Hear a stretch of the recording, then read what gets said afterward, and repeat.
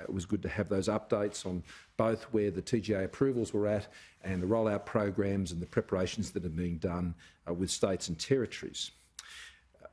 The combination of those briefings reinforced a very important point, and that is, now that we're in 2021, the risk environment, or the risk matrix, as we spoke about it today, has shifted. It has altered. There are a range of new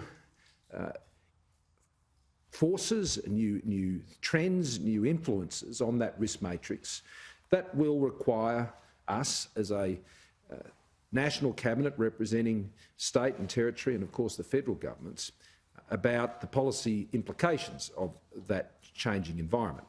Now, the risk environment changes for a range of reasons. First of all, it changes because the strength of the systems that have been on display, particularly over this past month, that has so far averted that third wave in Australia.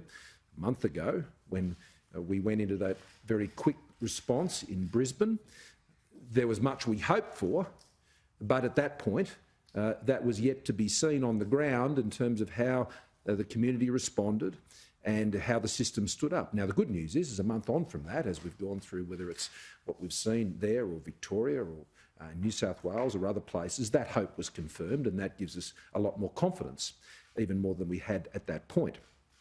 So the systems are better. The responses we're getting from the public, including in places like Western Australia or Queensland, where there hadn't been those types of instances as regularly as we've seen in, say, New South Wales or Victoria, where they've been managed. And we were very pleased about that. So that has a downward impact on the risk. But equally, where we've seen new strains and other new information coming forward, that can increase the risk. And then, of course, there is the impact of the vaccine itself. And as we're reminded today, vaccines are one thing, vaccinations are another. It's vaccinations that actually change what is happening on the ground and the risk environment in which policy is set and in which responses are made in response to events that can occur. On vaccinations, there are two parts to it, and Professor Murphy will speak more to this. There is the very strong evidence with the vaccines that go to issues of serious disease and the prevention of serious disease, and we spoke about that here yesterday. Then there is the issues of a vaccination providing support to prevent transmission of the virus. That also has a very profound effect on the policy environment and the response and how we manage the virus going forward. Now, when you reduce significantly the impact on severe disease and indeed fatalities that result from that severe disease, there is the potential that then the virus can, over time, be considered in a very similar way to other viruses that are in the community. And there are many, and indeed some of those viruses ultimately, for the very frail, can result in fatalities. So the point is that the vaccination program over months, as it's rolled out, can change the nature of how Australia then manages the virus. And the point was made, it's less then about cases and as it is about presentations at ICU or seeking significant treatment, and that we can potentially move to a situation where we manage the virus potentially like other conditions that are in the community. Now, we're not there yet. We're some way off that, as Professor Kelly will tell you. But that risk environment is what we now, as leaders of governments, need to define, understand, and ensure that our responses to things that occur are proportionate, as we saw with the Victorian response just the other night.